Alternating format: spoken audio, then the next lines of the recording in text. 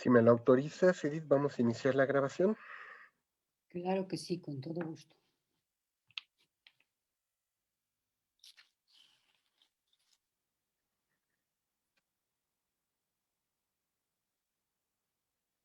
Muy buenas tardes, un gusto saludar a todos y cada uno de los miembros de la Asociación Mexicana de Investigadores de la Comunicación, la MIC.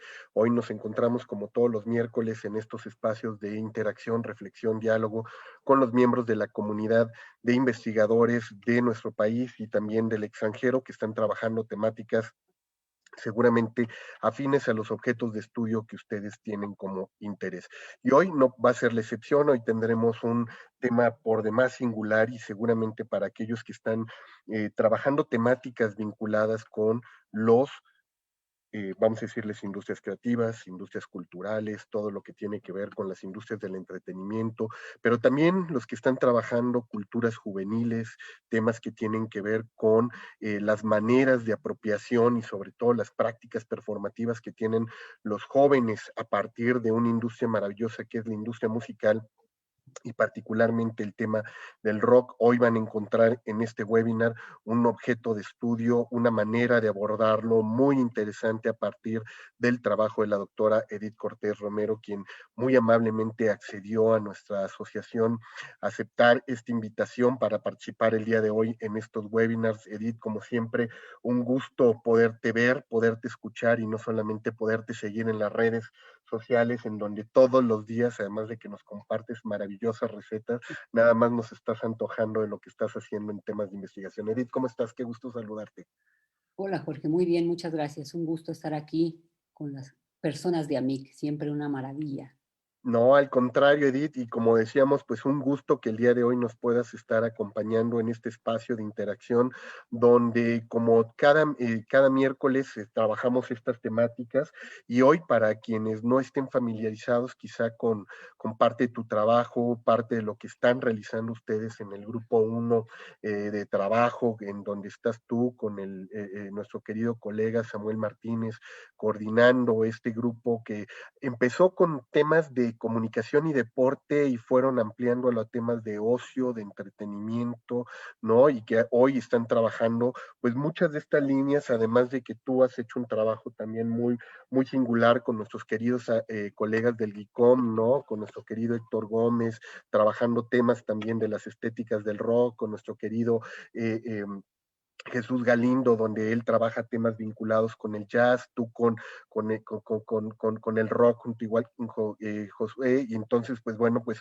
hoy nos vas a permitir dialogar contigo sobre estas temáticas, y decía que para quienes no tienen el gusto de conocer tu trayectoria, Edith, me voy a permitir leer un poco de tu semblanza. La doctora Edith Cortés, ella es doctora en comunicación por la Universidad Iberoamericana, profesora de tiempo completo de la licenciatura en comunicación de la Facultad de Ciencias Políticas y Sociales de la Universidad Autónoma del Estado de México.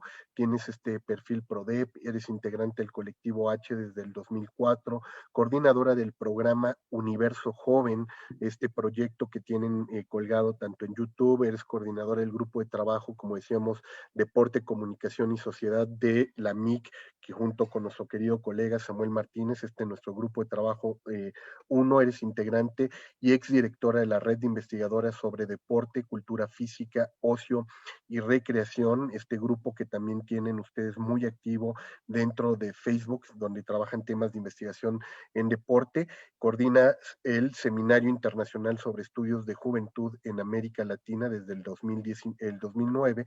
Eres coorganizadora del proyecto Cine Conversatorio de la Facultad de Ciencias Políticas y Sociales de la UAM, en donde colaboras también con Alicia Sarmiento, Patricia Maldonado y Belém Herrero.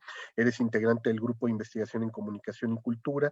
Parte de tus líneas de investigación tienen que ver con estudios de juventud, música, salud, deportes, estudios urbanos, vejez, educación. Has coordinado algunos libros, ¿no? Libros sobre juventud contemporánea, visibilidad en el espacio urbano.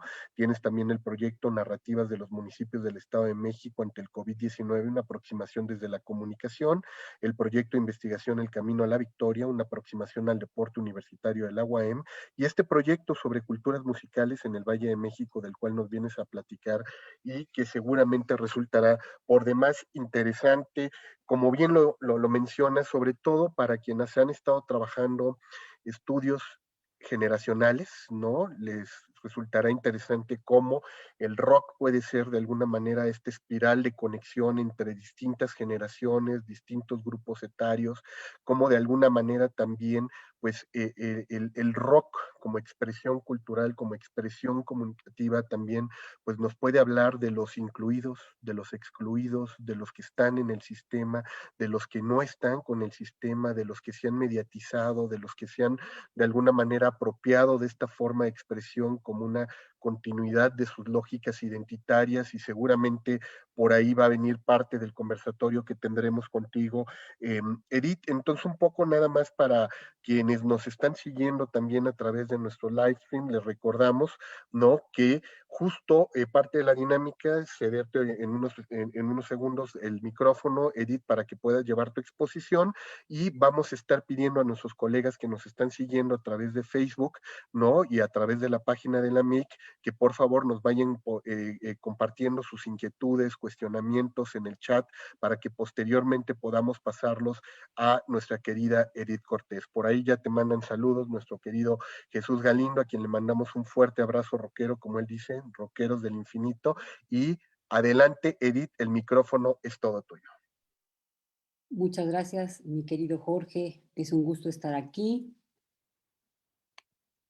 Como ya lo mencionas, hablar del rock es una maravilla, una pasión para mí. Y cuando me dijiste que participara, pues me dio mucho gusto. Y es una temática que tiene muchas posibilidades, y en esta ocasión yo les quiero compartir el trabajo que hemos estado haciendo sobre el rock intergeneracional, los traslapes, sinergias musicales en el Valle de Toluca. Me permito leer un párrafo para contextualizar. El rock encontró cobijo en las comunidades jóvenes del Valle de Toluca, y a estos les dio sentido de pertenencia. Esto se aprecia en la historia del rock según 3 periodos. Primero, a los finales de los 60 y principios de los 70. Son los inicios del movimiento rockero. Segundo, finales de los 80 y los 90. Lapso en que los jóvenes de la década anterior ya son padres y transmiten su gusto por el género a sus hijos y sobrinos. Y tercero, década de los 2000. Aquí ya existen varias generaciones a las que les gusta el rock y que están haciendo sus propias creaciones. Lo que inició como una adscripción a una propuesta musical alternativa se convirtió en un estilo de ser, pensar y actuar. A muchas generaciones el lenguaje del rock les otorga un sentido de pertenencia individual y colectiva. De ahí surge mi interés por la escena rockera en el Valle de Toluca, por responder concretamente a satisfacer una necesidad de pertenencia de una colectividad en el que se desfogan ciertas aspiraciones de un grupo social, los jóvenes. Esta charla yo la integré de la siguiente manera. Hablaré de los antecedentes, que tiene que ver con estéticas del rock, y después hablaré justamente de esa historia del rock a partir de estas generaciones, haciendo una división de la llegada del rock en 1960, la rebeldía del rock en los 80 y cómo sigue actualmente el rock. Y bueno, como ya lo mencionabas, justamente el trabajo del grupo de JICOM, y a partir del trabajo que desarrollamos con Héctor Gómez, a partir del Seminario de Estéticas del Rock, es como yo empiezo a retomar, ubicar la importancia de conocer qué estaba pasando con el rock en la ciudad de Toluca. Entonces, este seminario fue muy importante justamente por ese diálogo y esa interacción que teníamos, y sobre todo yo creo que un elemento importante es saber qué está pasando o qué sucede en la provincia. Digo, muchas veces tenemos los referentes de las grandes ciudades, de Ciudad de México, pero vemos cómo también en la provincia, en esas pequeñas comunidades, también están presentes estas manifestaciones, estas culturas del rock.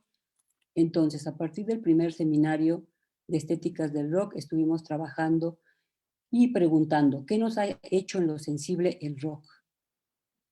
Ya en el segundo seminario, en el 2016, vemos la música como una experiencia estética. A partir de ahí se intenta explorar las distintas formas como la música del rock ha propiciado y creado experiencias sensibles y reflexivas de diversas generaciones. Para el 2017, la música del rock en el tiempo, al observarla y dar cuenta de ello, se hace visible por qué la música rock llegó a ser lo que fue, qué constituyó en el tiempo y en el espacio de la vida social.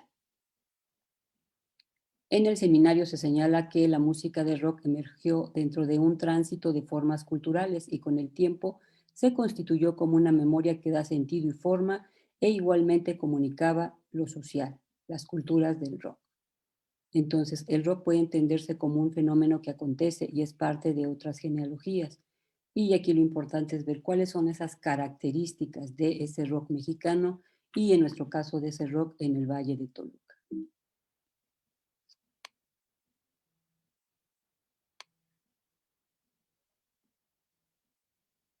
A partir de ahí, y como parte de ese seminario, de esos diálogos que teníamos, retomamos la propuesta de Michel de Certeau, esa parte de hablar de la práctica historiográfica, cómo es ese interés de qué está pasando como parte de una cultura, como una cultura histórica, donde la operación de interrelación entre las particularidades del lugar social en el que se inscribe y su relación con un espacio de producción social, económica, política y cultural, donde nos volvemos del pasado para entrar al presente, sino llegar del presente que requiere un análisis para entender la historia que llevamos nosotros sin saberlo.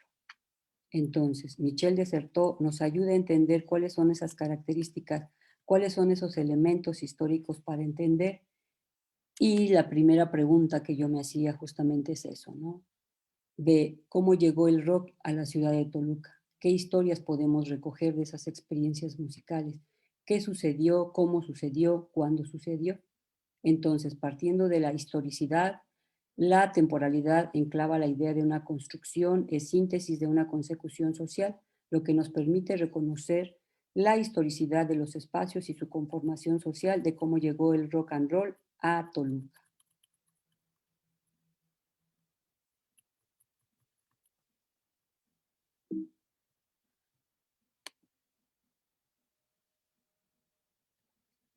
Bueno, aquí tenemos el Valle de Toluca, digo el Estado de México, el Valle de Toluca, e insisto de qué se trata este asunto, de qué pasa con el rock en la provincia, de hay que darles voz para conocer cómo se fue configurando.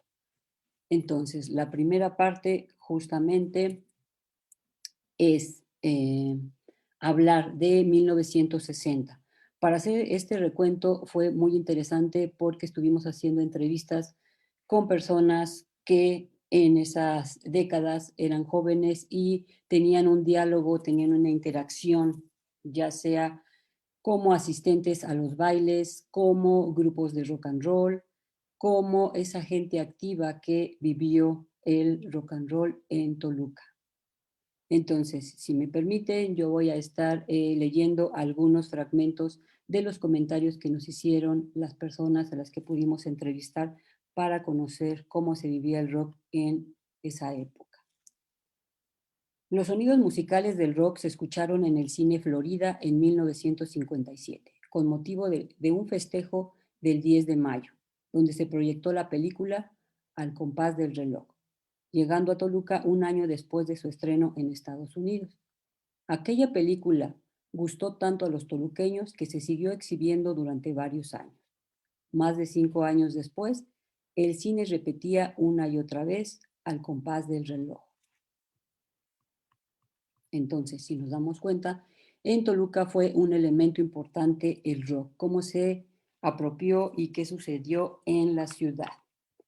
El señor González nos dice, dar un paseo, ¿cómo era la vida en esa época en Toluca? Es dar un paseo por los portales un domingo, asistiendo con la familia a misa, una película de Pedro Infante, tal vez, eran las actividades que solíamos hacer. Toluca era una ciudad tranquila, pequeña. En las sinfonolas les poníamos una moneda para escuchar los éxitos de Javier Solís, Virginia López, los hermanos Martínez Gil. Y el periodista Guillermo Garduño nos dice que en el bando de Policía y Buen Gobierno de 1958 se estableció que las sinfonolas solo podían trabajar de 9 a 21 horas, lo que obligaba a los propietarios de los establecimientos a pararlas en las horas señaladas, porque si no se hacían acreedores a una multa. Y era muy fácil ubicarlos porque todas las sinfonolas tenían una matrícula. Entonces, es importante ver cómo era esa época. Digo, aquí encontré algunas fotografías de cómo era Toluca en aquellas épocas.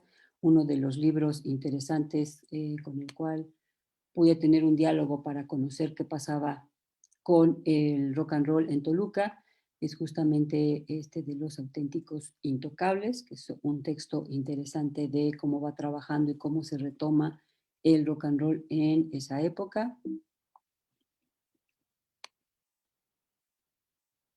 Y aquí tenemos algunas de las calles y puntos importantes de la ciudad de Toluca. Asimismo, la señora Gómez nos dice que escuchaban la radio, sobre todo los jóvenes estaban atentos para conocer el nombre de los artistas que se presentaban en el llamado Lluvia de Estrellas, que tenía lugar en el Cine Rex, o el programa de artistas que se presentaba en el Salón Azul y Rosa o en el Motel del Rey.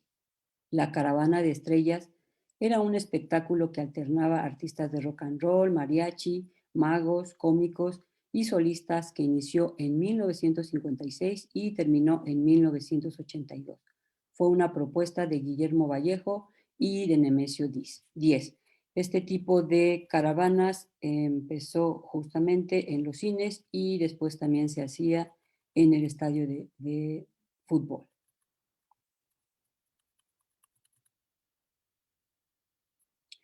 Asimismo, Ortiz y Centeno nos dice que el grupo Los Auténticos Intocables se formó en 1959, justo por la época decembrina, y las fiestas familiares era muy común que les dieran espacio para tocar el rock. Aquí un dato importante es que estos jóvenes tocaban su música, su rock con guitarras españolas. ¿Por qué? Porque no había el material. Y en este caso, el grupo Los Auténticos Intocables fueron a tocar a Ixtlahuaca, un municipio cercano a la ciudad de Toluca, y ahí tuvieron la oportunidad de adquirir un requinto, un bajo, una guitarra y una batería. Fue un grupo que se empezó a posicionar y que tuvo la posibilidad de salir a otros lugares como Acapulco, Cuernavaca, Morelos, Zitácuaro, Ciudad de México, e incluso un elemento importante es que fueron invitados a la estación de radio, la XSH Radio Estrella, donde justamente grabaron un par de canciones y las ponían en la programación. Grabaron la canción del Twist de Chucky Checker y también grabaron Popeye. Entonces eran canciones que las personas de Toluca empezaban a ubicar. Aquí también es importante, y bueno, ¿a dónde iban a bailar? ¿A dónde escuchaban la música del rock and roll? La señora Mejía nos dice, cuando íbamos nos organizábamos con los amigos.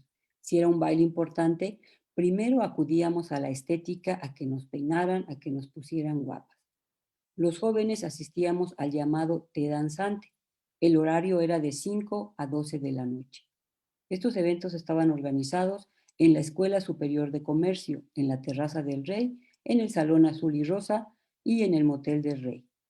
Eran lugares donde los jóvenes no necesitábamos tanto dinero y eran muy concurridos porque nos la pasábamos bailando.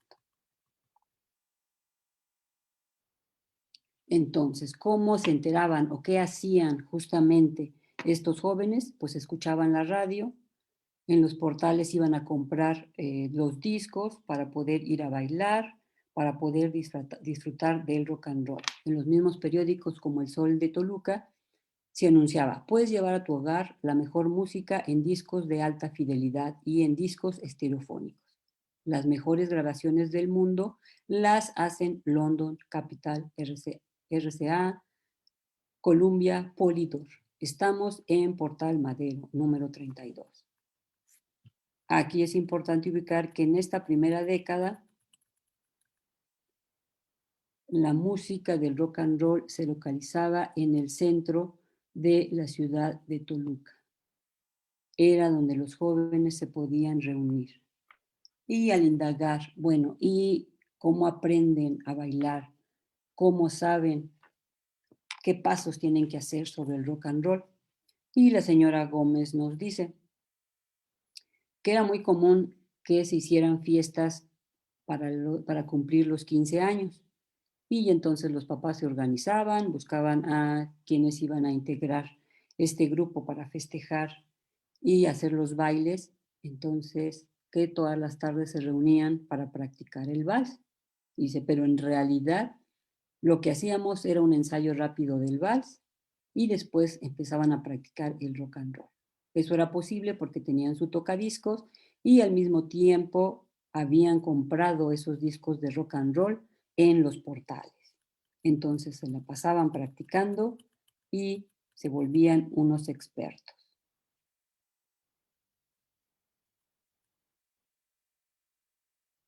Así nos dice también la señora Gómez, que podían asistir a los bailes que les decía Elvia, una chica que estudiaba para secretaria en la Academia Práctica de Comercio Elena Cárdenas. Era un lugar donde estábamos al día para saber a dónde ir a bailar el rock and roll. Ella recuerda que el Motel del Rey era un lugar que estaba en las afueras de la ciudad de Toluca, justo para el rumbo para ir a Ciudad de México, pero no importaba que estuviera lleno de milpas. El chiste era ir a sacudir la polilla, a bailar y a disfrutar de ese rock and roll. Esto que nos indica que en Toluca no escapó a la moda del rock and roll. Y bueno, eso hizo que surgieran muchos grupos como los Topsis, los Hairs, los Intocables, los Tics, y donde un lugar donde ellos podían estar cantando eran justamente esos café cantantes. En Toluca los importantes era el Memphis, el Ipanema, el Pie Negro, el Zodiac, en la Terraza del Rey. Y entonces era importante ubicar esas características y aquí también vemos que no escapan o que no es distinto a muchos de los lugares en México donde llegó el rock and roll y como lo menciona Urteaga, Marcial o Martínez, estas fiestas eran organizadas por los jóvenes de familias adineradas. Por ejemplo, Ortega y Centeno nos dice, la fiesta la organizó su tía Tita Chávez, en colaboración de las amigas María Herrera y la Güera Negreta, hermanas de Paco, estudiantes de la elitista Academia Elena Barrera, es decir, jóvenes integrantes de la mejor sociedad toluqueña. Y también es importante recordar cómo, por ejemplo, los adultos miraban a los jóvenes y a este baile. El magistrado José Esparza, presidente del Tribunal Superior de Justicia, comenta en el periódico El Sol de Toluca. Quizás por mi edad la música estridente, modernista, no me gusta, pero puntualicemos, el rock and roll no puede considerarse desde mi punto de vista técnico como música. Es más bien un ritmo estridente porque rompe con todos los cánones de la música. Entonces vemos cómo había personas que estaban a favor y había personas que no estaban de acuerdo por esta nueva forma de bailar. El rock siguió presente e incluso en los hoteles que se Empezaron a abrir como la Cabaña Suiza, el Hotel del Rey, el Hotel Paseo, el Hotel Castel Plaza Las Fuentes. Ahí empezaron a dar oportunidad a los jóvenes a que tocaran, a esos grupos que tenían estas posibilidades y estos grupos.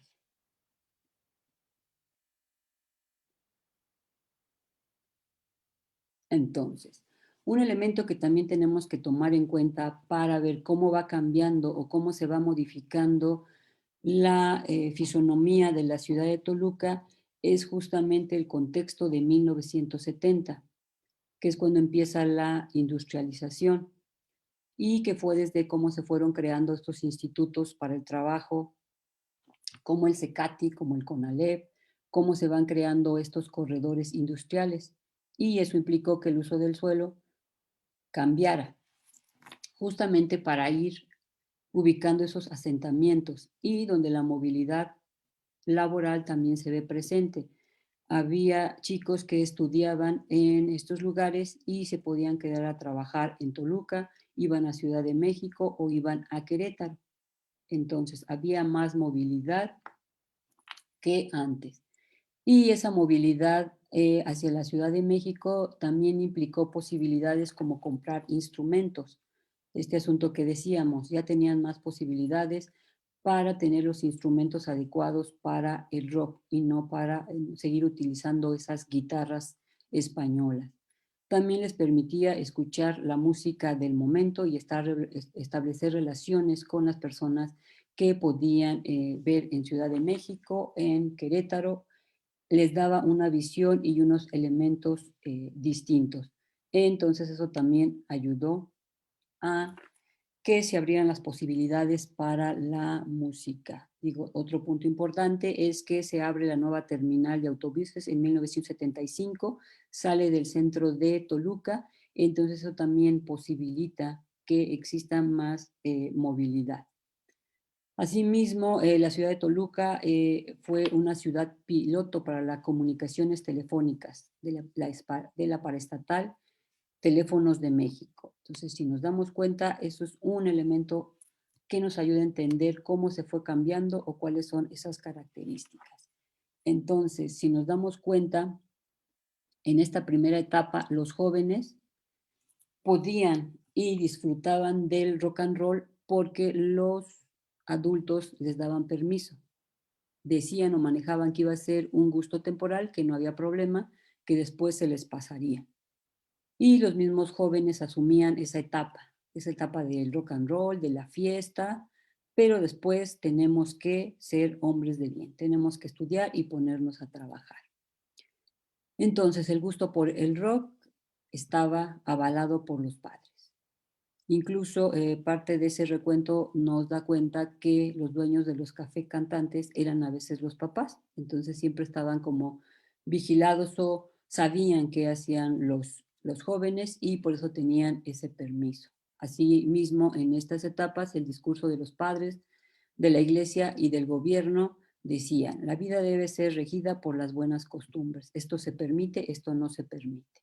Entonces, siempre estaban guiados por la mirada adulta. Y como ya les decía, los jóvenes tocaban con guitarra española y vestían de traje. Eran muy formales para poder hablar o para decir qué estaba pasando con el rock and roll.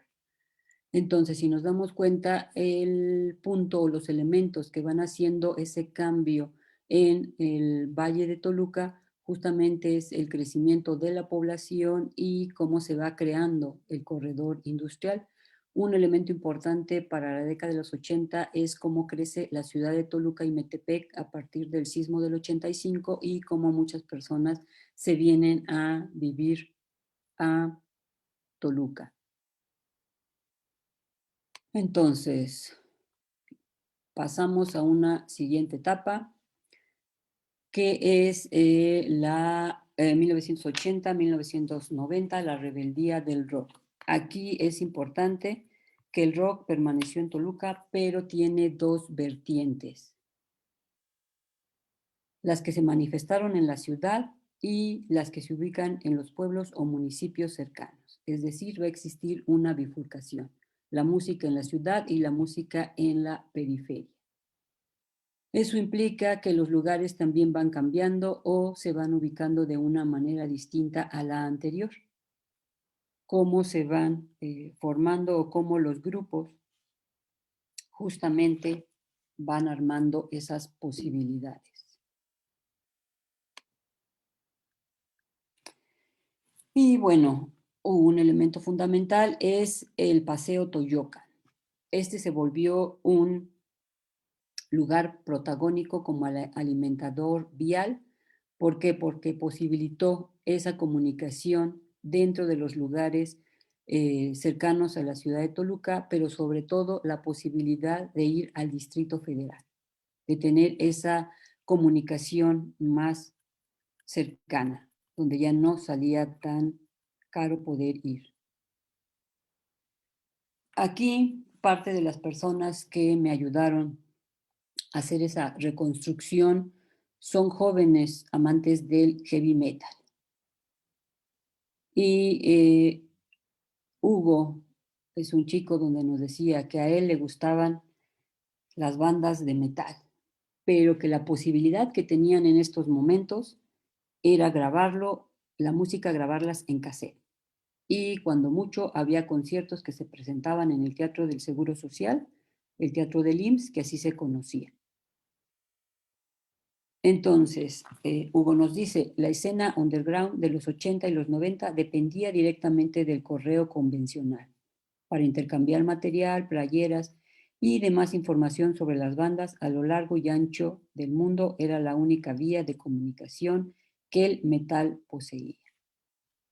Aquí Hugo nos cuenta cosas interesantes de cómo él empezó a tener esa posibilidad, como un amigo suyo le prestó un cassette de Metallica y a partir de eso él dice, ay, hay ese tipo de música, qué bien, qué bonita, qué diferente.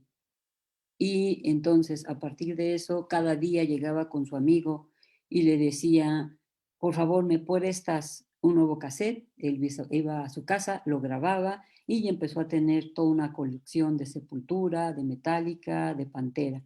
Dice, es una manera a partir de la cual empezamos a tener acceso a una música diferente a la que se escuchaba en la localidad, aquí en la ciudad o en el Valle de Toluca. Otro elemento importante también nos dice es que en las escuelas de la ciudad de Toluca, para aprender inglés, los profesores usaban como recurso el asunto de la música. Entonces, que a partir de la música que les ponían en inglés, ellos también empezaron a conocer otro tipo de música distinta y que les empezó a llamar la atención. Y también como la música la podían ver en televisión, en esa televisión a color que empezaba y donde ya podían escuchar a grupos como Soda Stereo, como Caifanes, Maldita Vecindad. Y bueno, entonces Hugo nos dice, ¿y cómo es que conseguían o se hacían de más material para poder escuchar y para tener elementos para poder armar sus grupos? Él nos dice que estaba el Mercado Juárez.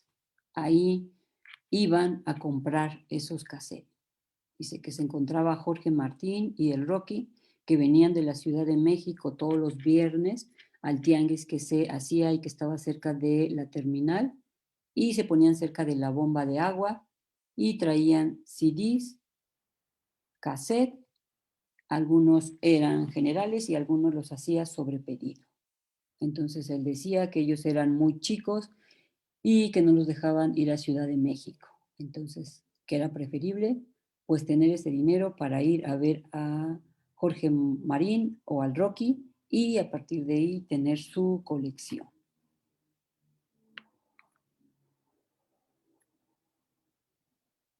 Que cuando ya se era un poco más grande, se armaba la palomilla y tenían posibilidades de ir al Tianguis del Chopo, que era toda una aventura poder ir a Ciudad de México, conocer, ver esas posibilidades, esas características, y regresar y ya con los amigos armar las fiestas, que estas fiestas que se hacían eran bajo esas características de vamos a hacer una fiesta donde podamos tocar, pero van a ser eh, fiestas de traje. Es un término donde se decía, pues todos vamos a cooperar, y implicaba llevar comida, pero también implicaba llevar sus instrumentos, porque al llevar sus instrumentos eso también implica que las bandas que estaban, pues mira, ya está la batería, la prestamos, ya está la guitarra eléctrica. Entonces era compartir y era parte de lo que a ellos les gustaba.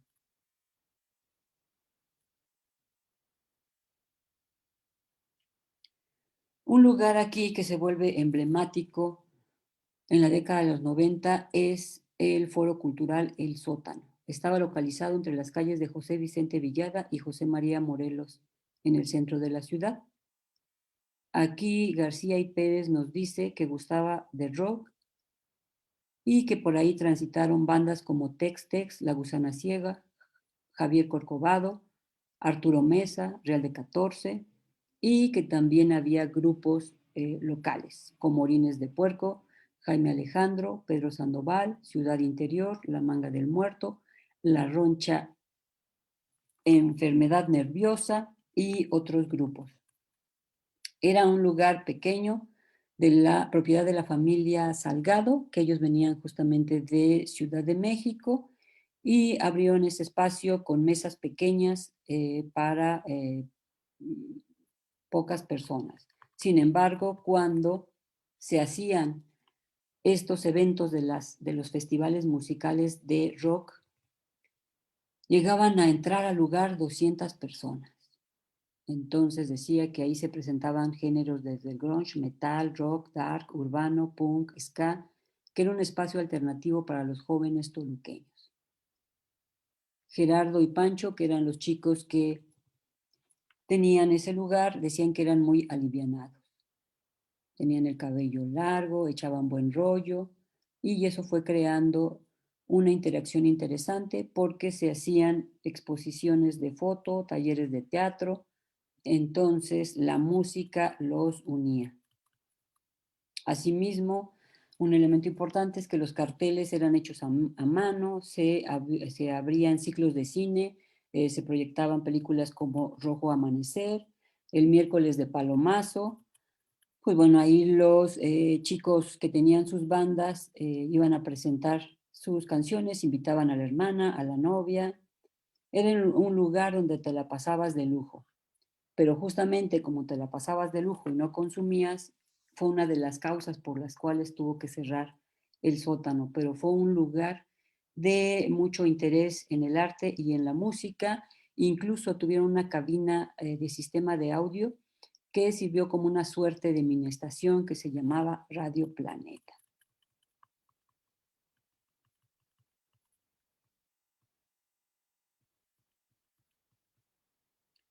Entonces, como nos damos cuenta, Toluca iba creciendo, se iban abriendo posibilidades, digo, cierra el sótano y se empiezan a abrir otros lugares donde se hacen tocadas de metal. Algunos son el Perico, conocido como el Perico Rockero, el bar Gigolo, que estaba por la Alameda, o el Punch. Entonces, eso implicaba que los jóvenes se reunían y empezaban a tener esa interacción con ese rock. Y aquí una parte importante que nos comenta Olivos y Gutiérrez, es interesante, había una congregación cristiana en el 94 y en la avenida Las Torres hacían ciertos festejos. Entonces, que cuando muchos de ellos se enteraron que eh, eh, permitían que las bandas estuvieran o tocaran ahí, se les hacía como fabuloso y iban. La pasábamos bien, estábamos un rato ahí y después, dice ya, la línea religiosa no nos gustaba mucho y nos íbamos, pero a veces te permitía tener ese acercamiento, ese acceso justamente a el metal. Entonces es un tema interesante como otras características de la vida cotidiana también fueron abriendo espacio a este tipo de jóvenes. Otro elemento importante para los jóvenes fue el Festival Quimera, que inicia en 1991. Era un festival internacional de arte y cultura en el municipio de Metepec. Y bueno, lo importante justamente es que abrieron espacio para el rock. Ahí tuvieron oportunidad de tocar distintos grupos locales, como el caso de Orines de Puerco y Ciudad Interior. Entonces, si nos damos cuenta, es parte de cómo se fue desarrollando o cuáles fueron esas características para poder ubicar qué estaba pasando o cómo se desarrollaba el rock en Toluca y cómo se iban abriendo esos espacios. Por su parte, Escobar y Hernández nos dicen que la cercanía al Distrito Federal también implicó esa difusión del rock and roll y como el punk fue otro de los elementos o de los géneros que empezó a tener importancia. Está el caso de la banda Desahogo Personal, que es originaria de Toluca. Está también Batalla Negativa. Ellos hicieron un cambio porque estuvieron cantando canciones en otomí. Ellos estaban orgullosos de ser indígenas y hacían esa postura de lucha política e incluso apoyaron la caravana zapatista y estuvieron apoyando el encuentro anarcopunk que se desarrolló en el 2000 en Toluca. Digo, para hablar un poco, Orines de Puerco es un grupo de punk de Metepec. Ellos hicieron trabajos interesantes sobre Vota por Nosotros, Basura, que habla sobre los partidos políticos. Y es un grupo interesante que ayuda y trabaja con su comunidad y son alfareros. Entonces es parte también de lo que se va trabajando o se va desarrollando en la ciudad de Toluca. Digo, en esta época también un papel importante son los medios de comunicación. Digo, ya teníamos a Radio y Televisión Mexiquense, Luis Flores, un músico importante de la escena rockera que llegó y empezó a transmitir su programa Zona de Niebla. Ahí les daba oportunidad a los chicos de poder presentar o de tener una interacción y es un personaje que ha servido de guía para muchos de los rockeros. También en 1991 se abre el Conservatorio de Música en Toluca. Aquí es un dato muy importante porque parte de los grupos actuales de los diferentes géneros han pasado justamente por el conservatorio y ya han hecho esa fusión de la música que les enseñan en el conservatorio con el género que les gusta y con la música tradicional de su lugar de origen.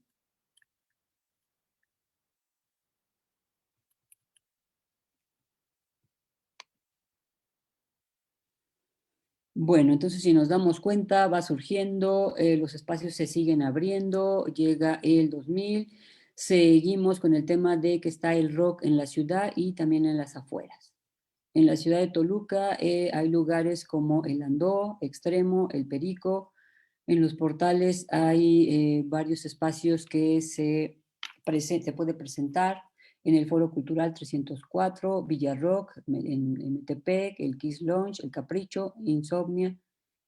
Y en las afueras de la ciudad tenemos estas tocadas que se realizan sobre rock en Metepec, en Lerma, en Toluca, en Atlacomulco, en San Miguel Almaya, en Almoloya del Río, en San Pedro Cholula, en San Miguel, Ameyalco, y esto se va diversificando y los jóvenes van encontrando características interesantes sobre cómo se desarrolla el rock.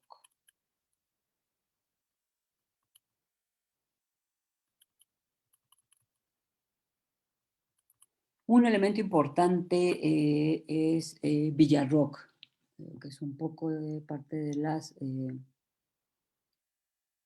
fotos que presento de cómo Villarrock es un espacio donde se desarrollan tocadas. Digo, aquí es interesante porque es un lugar que se llama la Villa Charra y en realidad tiene que ver con otras características, con otro destino. Sin embargo, los rockeros lograban rentarla los fines de semana para hacer estos conciertos rockeros. Con el paso del tiempo se cierra esta posibilidad porque pues los chicos hacían algunos destrozos, entonces después pasaron esas tocadas al estacionamiento, después los volvieron a retirar y ahora por eso se llama Villarrock, porque están cerca de ese lugar, pero ya están enfrente, en un terreno baldío, que en realidad cuando se hacen las tocadas se hace una estructura metálica para que quede resguardado y bueno, así puedan decidir quién entra y quién no entra. Pero ha sido un lugar importante para la juventud, para poder ir a bailar, para poder ir a hacer el slam y para tener todas estas características de los rockeros.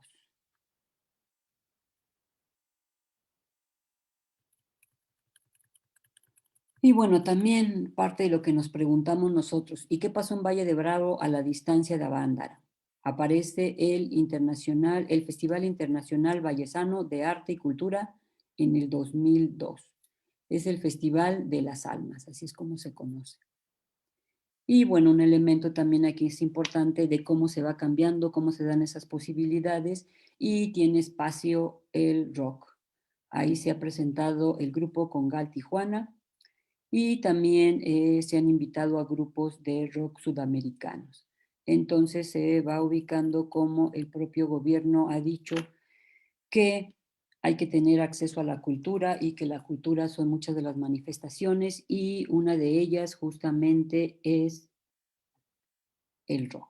Entonces se tiene la posibilidad de escuchar el rock. Incluso la Orquesta Sinfónica Mexiquense, dirigida por Rodrigo Macías, hizo un concierto especial con canciones de Metallica, que fueron muy aplaudidas y donde básicamente pues, las autoridades felicitaron y dijeron que esa era la manera en que se podía acercar la música. Aquí volvemos al caso de Televisión Mexiquense, que es la televisora permisionada, como tenía un programa llamado Adicción Visual, que tuvo ese programa del 2000 al 2007. Su titular era Mauricio Hernández, un conductor que ponía videos, músicas y también invitaba a grupos. Entonces era una interacción muy interesante la que estuvo con Mauricio y bueno, ahí es también parte de cuál es la mirada o las características que tiene el gobierno. Salía él y salía Ruth Milka, y cuando llegó cierto directivo dijo que el programa se terminaba.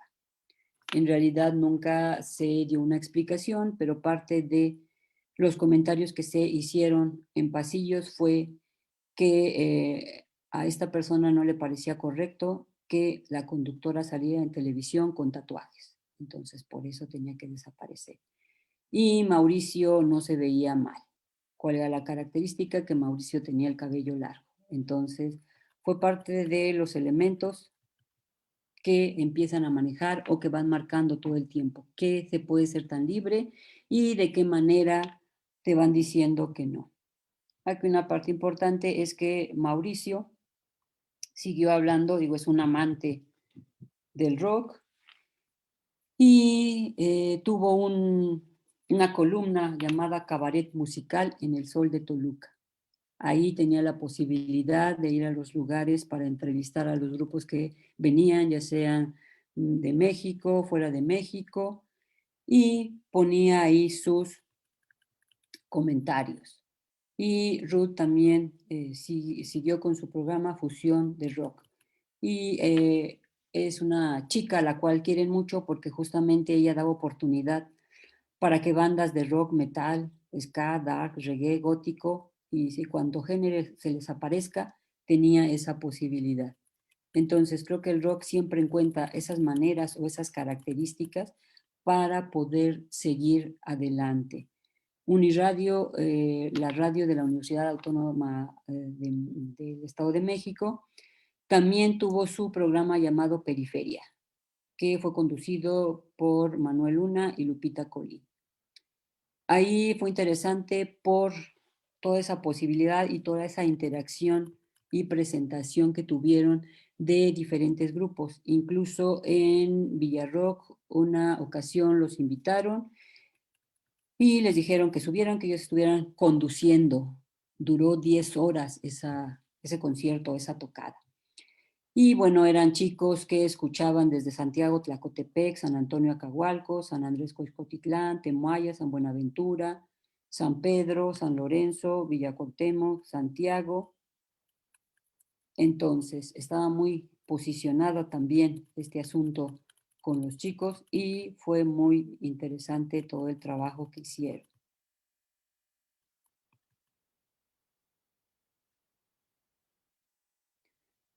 Y bueno, no quiero dejar pasar de largo que en Ocoyoacán y Almoloya del Río está presente la música rockera a partir de dos eventos importantes. El Almoloyazo, que es el Baker Fest, un evento que dura 3 días, y el Rincón Brujo, que ahí también se hace un evento importante, y en el documental Periferia que hizo Alberto Zúñiga retrata este lugar. Entonces es importante cómo van cambiando o cómo se van abriendo esas situaciones de la provincia y cómo van cambiando o cómo se va fusionando. Yo tengo una colección bastante grande sobre fotografías y videos que hemos hecho a través de este trabajo que empezamos en el 2014, en el 2018 continuamos, de alguna manera 2019 pues tuvimos que detenerlo. Este es parte de los grupos con los cuales hemos trabajado de manera más cercana para conocer justamente sus propuestas y sus creaciones propias, Orines de Puerco, Santa Maldad, Trevel Yobol y Escatalil Almaya Band.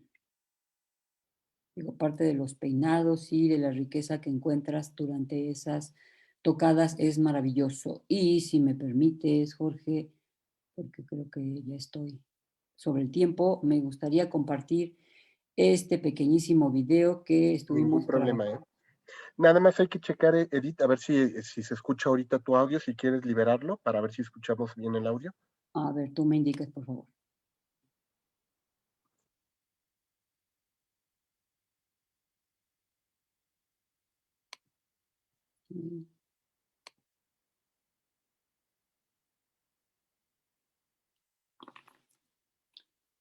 Pues, No, creo que se nos fue ahí. A ver si quieres.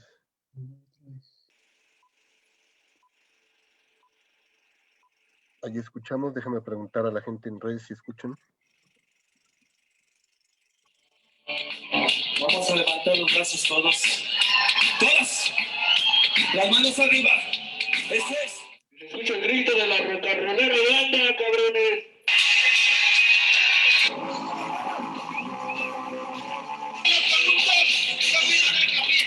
La música que escuchamos es la banda sonora de nuestra vida. Hay a quienes los acompaña un fondo musical que contiene ritmos tan variados que van desde lo estrambótico y ruidoso hasta lo melodioso e inspirador.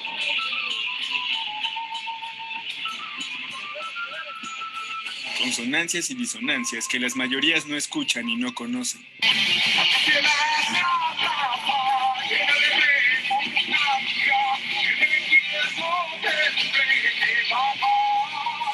Música no comercial que se aprecia y produce al son de la banda local.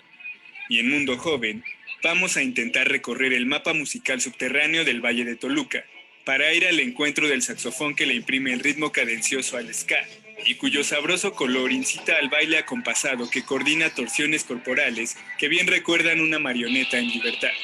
Escucharemos las composiciones del rock urbano que le cantan al día a día y cuyas canciones cuentan historias de ciudad, del viaje cotidiano en la pecera y pasan por el amor romántico, que se idealiza en la rockera, que nos orilla a cantar, bailar y compartir el trago con la banda rock and rollera. Fines de semana donde la banda metalera alucina sacudiendo la mata con las vibraciones de la guitarra eléctrica y el golpeteo de una batería incontrolable, y que conjugados ambos instrumentos se constituyen en el alma del metal. Suenan sin parar coordinados con una voz rasposa y gutural que canta desde el inframundo y oscuros callejones sin salida.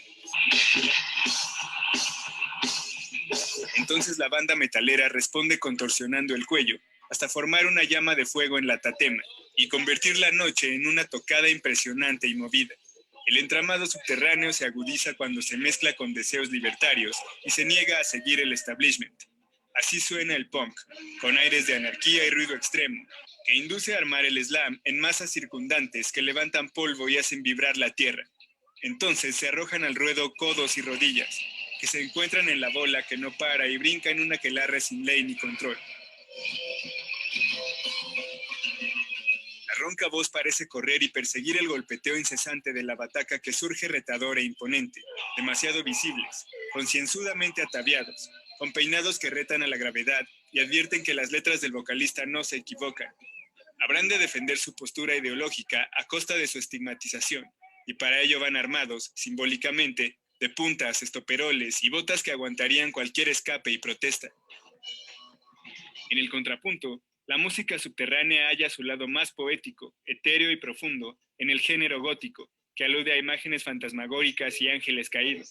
Este se convierte en un mundo incomprensible y lleno de misterios que motiva a soñar realidades paralelas. Voces carraspeantes, combinadas con otras angelicales que se acercan a un público elegantemente ornamentado, que aprecia la música y convierte la noche en mágica y alucinante.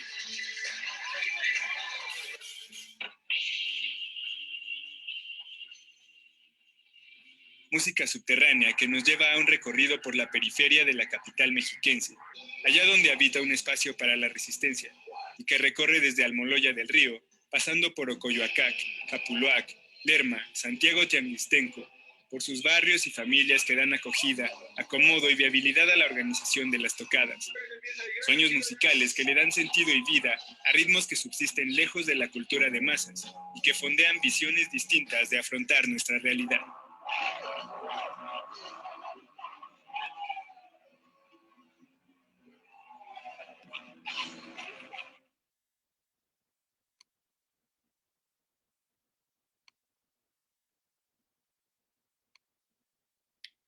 Y bueno, creo que ya voy en el tiempo, ¿verdad, Jorge? Digo, aquí un poco más de fotos, hay mucho Sin que problema, adelante, Edith.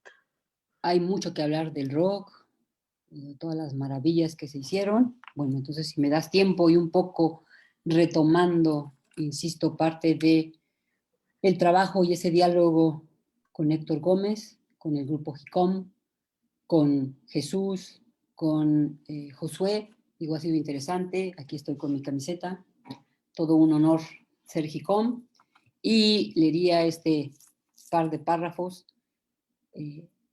sobre el tema. La presencia de grupos del rock en el Valle de Toluca se tiene que relacionar con el tema del tiempo que interviene significativamente en las actividades, andares y relaciones, maneras de hacer de los sujetos participantes, en el sentido de que el elemento temporal actúa mediante dos vectores. El primero se mueve a través del tiempo histórico que permite recuperar trayectorias convertidas en memoria que se reproducen durante el presente.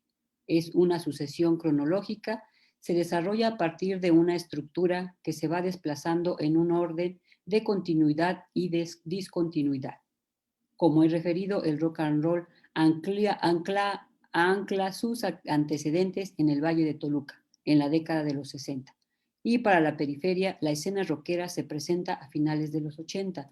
Es una época de cambio y donde se fue modificando la vida cotidiana de las personas, teniendo una gran influencia el rock al representar una compañía en sus prácticas cotidianas. Para los 90, el rock fue acompañado y narrando esas desigualdades sociales que se fueron marcando por la división social, económica, política y cultural.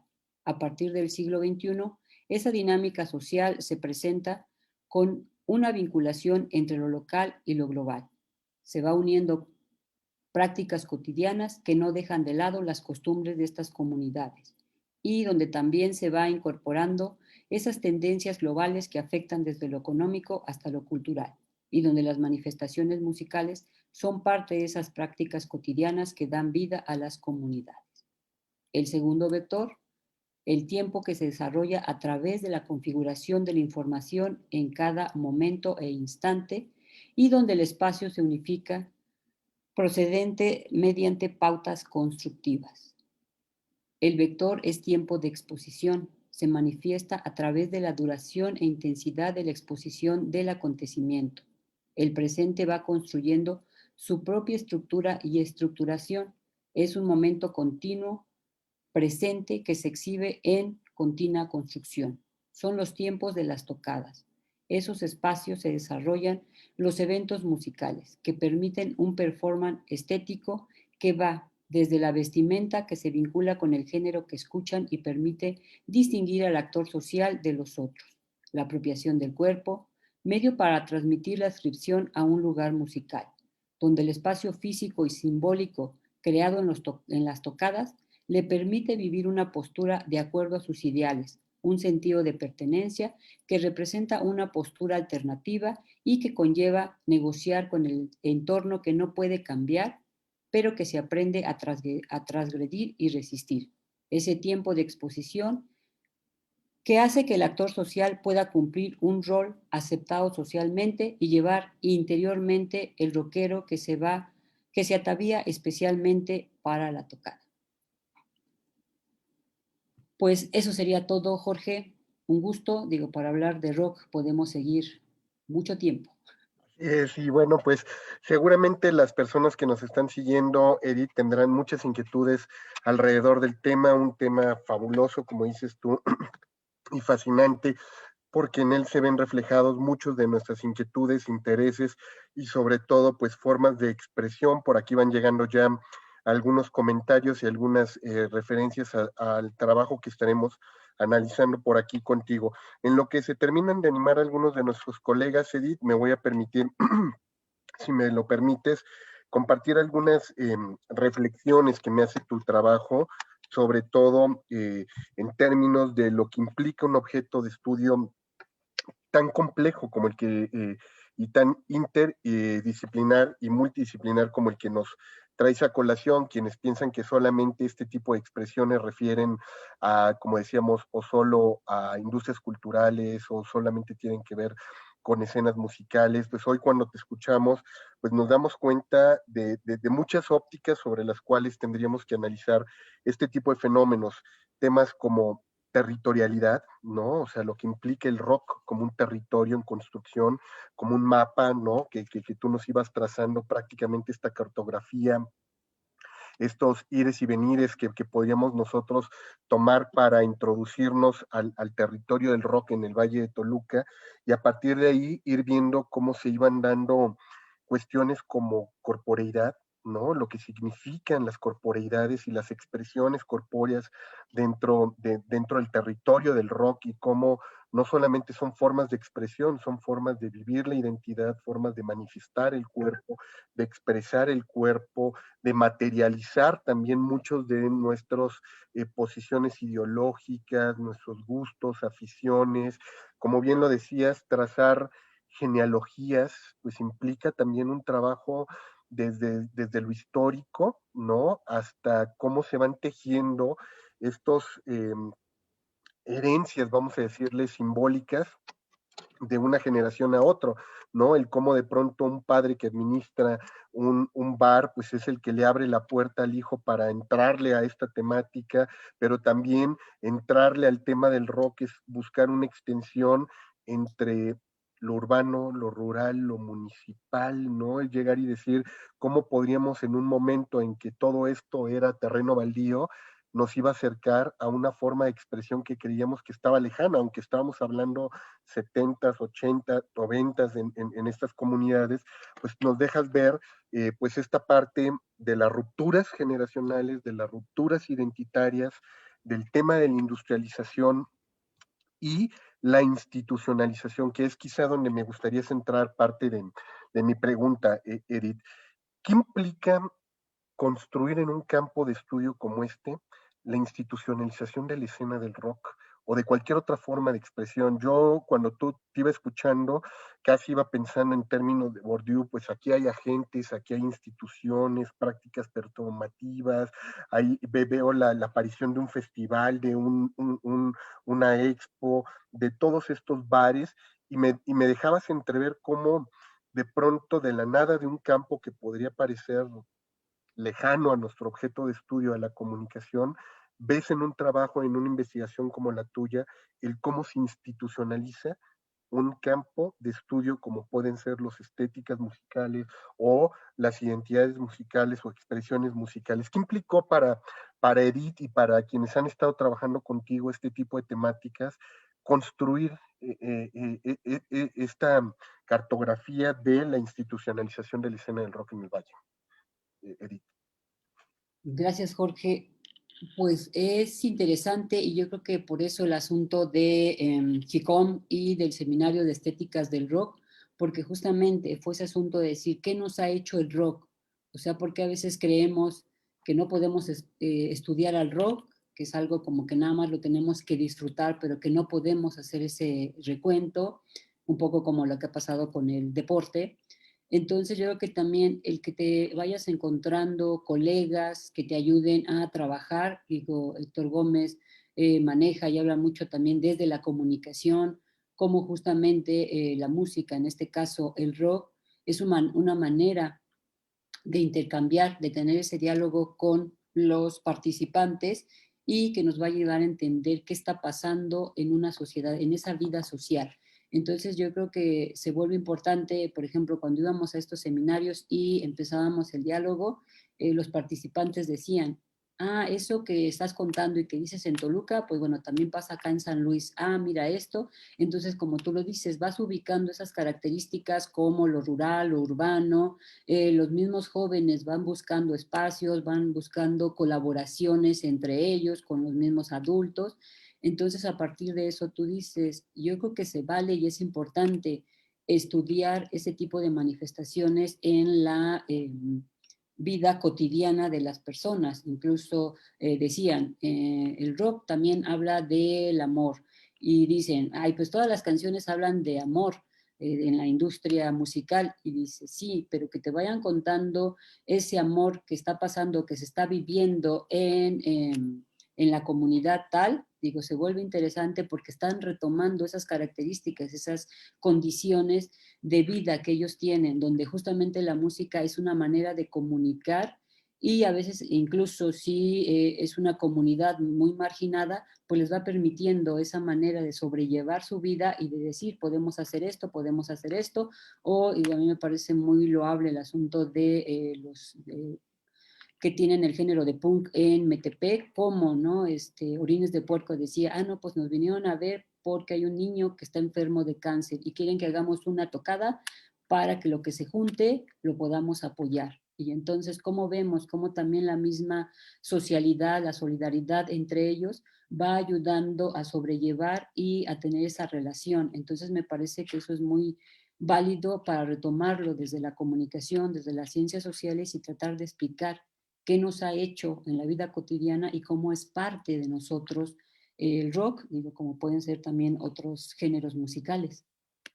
Y la comunidad académica, Edith, de hecho, por ahí nos comenta nuestro querido Jesús Galindo, ¿cómo reacciona ante este tipo de proyectos de investigación? Tú bien lo sabes, ahí pareciera que hay ciertos temas tabú, temas fronteras, temas que desacreditan simple y sencillamente porque no están, entre comillas, dentro de sus parámetros ideológicos. ¿Cómo lo ha tomado nuestra comunidad de investigadores y lo que ustedes han venido realizando, Edith?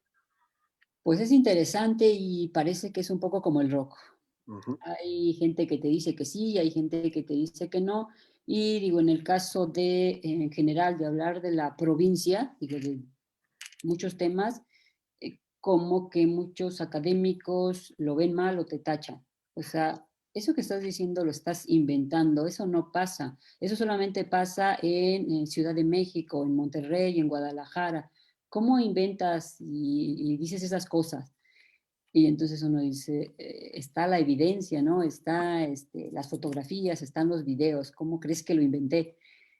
Pero, digo, también se vuelve muy rico encontrar personas, insisto, como Jicom, como Héctor Gómez, que te dicen, claro, vamos a ver, y que a veces son así comunidades como pequeñas, pero cómo se van ampliando y cómo ese diálogo también te va permitiendo y te va diciendo, tú puedes ir colocando esa temática, va a haber gente que va a estar de acuerdo y va a haber gente que no. Digo, incluso hay temas que a nosotros nos pueden parecer interesantes, pero no nos gustan mucho, ¿no? Entonces, a mí me parece que la parte que a veces la comunidad académica debería hacer es ese respeto, ¿no? Ah, pues esa temática suena bien, estás, pero no es lo mío, ¿no? Ya me enteré y más allá de la Ciudad de México hay otras cosas. Creo que eso también enriquecería justamente los estudios y parte de lo que, ese diálogo que yo tenía con los colegas de otros estados, también me ayudaba, ¿no? A entender, ah, mira, pasa esto, o por qué no entrevistas, o por qué no haces y yo creo que es el diálogo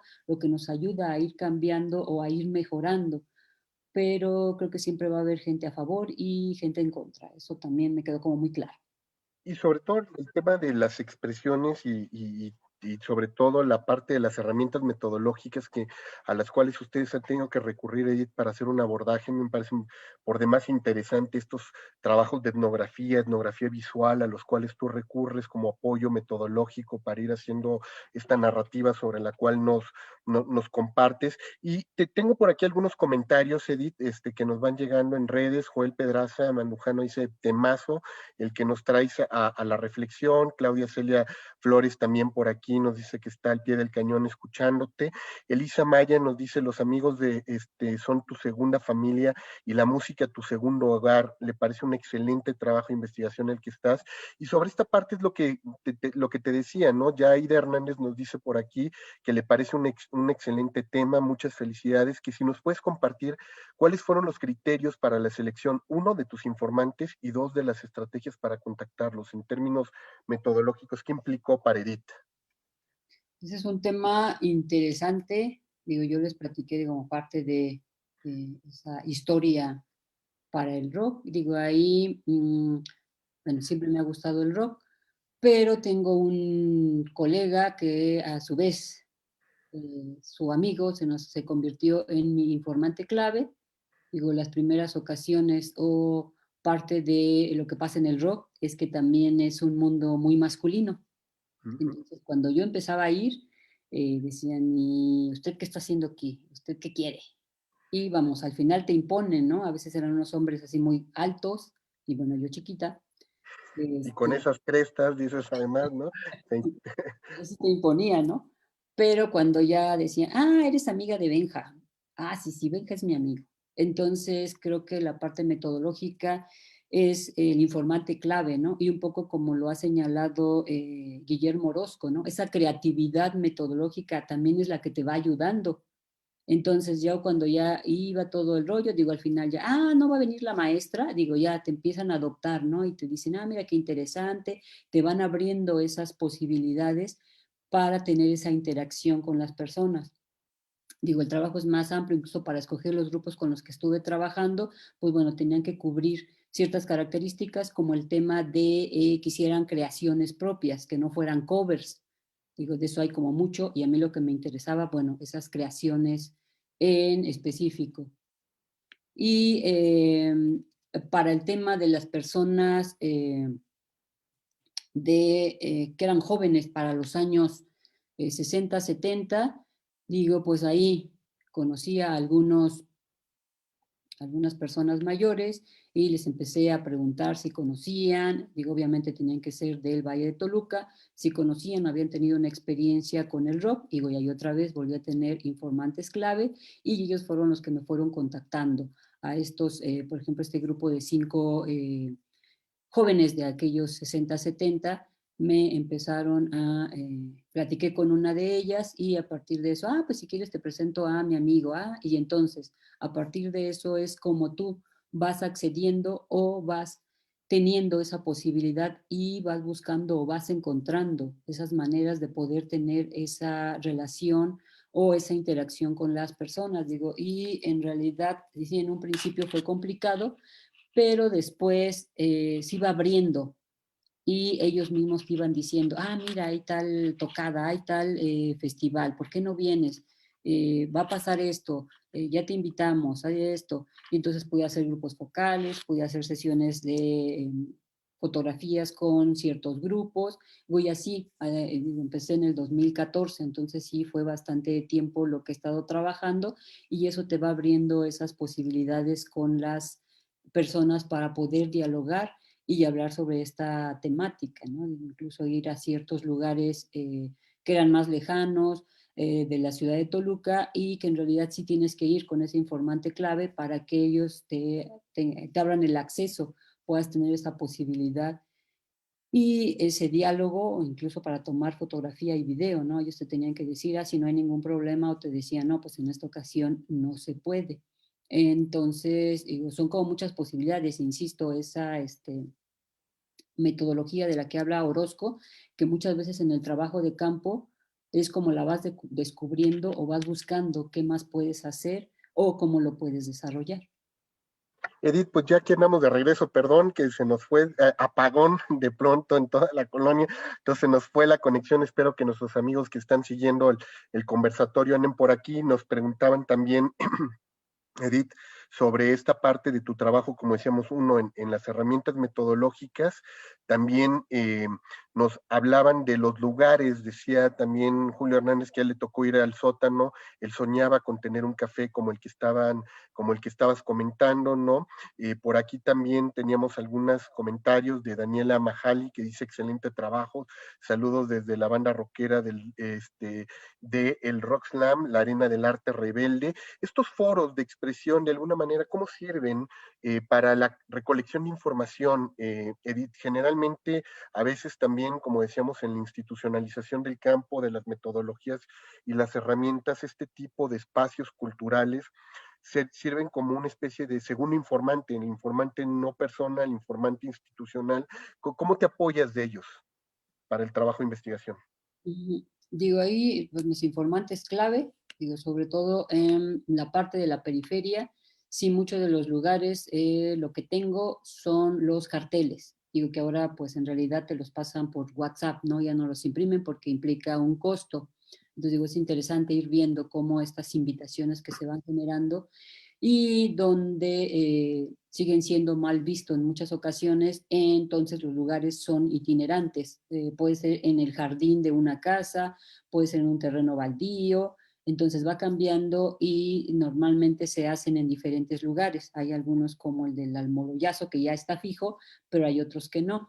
Y digo, en la ciudad de Toluca, pues básicamente también pasa, ¿no? Que se abren y se cierran distintos. Entonces, si vas o sigues con ese diálogo con las personas, pues ellos mismos te van diciendo, ah, pues ya abrieron tal lugar, ¿por qué no vamos, no? Como el Landó, que también se volvió un lugar muy importante para las bandas locales y para muchos de los que vienen de fuera.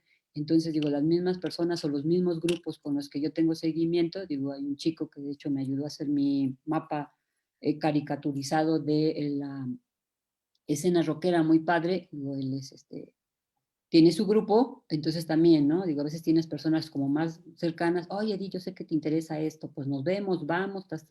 Entonces era una actividad de viernes, sábado y domingo para andar dándole ese seguimiento. Digo, a veces lo que te hacía falta era tiempo, ¿no? Porque, ay, ahí está, ahí está, ahí está, ahí está, ahí está, pero digo, la misma red de relaciones que se va estableciendo entre los músicos y en mi caso con ellos, pues era lo que me daba esa posibilidad de dar seguimiento y de ver qué lugares había. O también, insisto, ¿no? Donde hay muchos lugares donde se hacía covers y esa parte sí era donde decía, no, yo no tengo interés en darle seguimiento, sino justamente a esos grupos que tienen esas creaciones propias, ¿no? Que tienen ese punto de vista muy particular.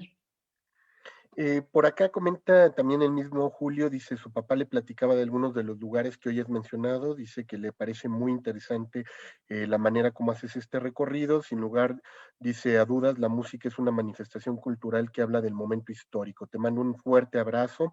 Nuestro querido Edgar Josué te dice que te manda un saludo. Dice, como siempre, un gusto escucharte y un abrazo desde el GICOM, así como nuestro querido Jesús Galindo, que dice que sobre esta parte que has estado comentando, que ojalá también pudieras comentar sobre el tema de los rockeros indígenas, las nuevas tribus, clanes, qué onda con la religiosidad, cómo se dan este tipo de expresiones culturales en ese tenor, Edith. Digo, ahí esa parte es interesante porque hay un trabajo comunitario. Entonces, por ejemplo, cuando es la fiesta del pueblo, incluso los rockeros, ¿no? Dice, en el atrio, ahí tocan. Y entonces, digo, una parte que a veces dicen, qué graciosa o cómo se da esa combinación, ¿no? Dan gracias a Dios y después empiezan a cantar y empiezan a hablar de el diablo y mil cosas. Entonces, ¿cómo se Como Ozzy Osbourne, ¿no? Gracias a Dios. No, que me voy a echar una Entonces, misa negra ahorita. la vinculación es como interesante.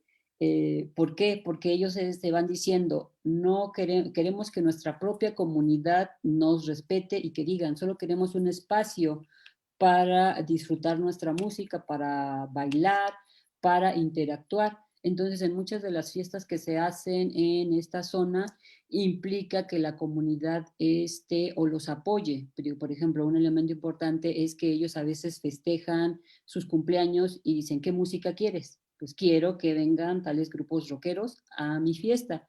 Y bueno, ¿dónde vas a hacer tu fiesta? Ah, pues ya le pedí permiso a mi familia y en la parte de atrás, digo, como acá hay casas que son muy largas hacia atrás, en su jardín, donde está su huerta, entonces ahí les dan permiso y ya ponen su lona, ponen su templete y todo este asunto.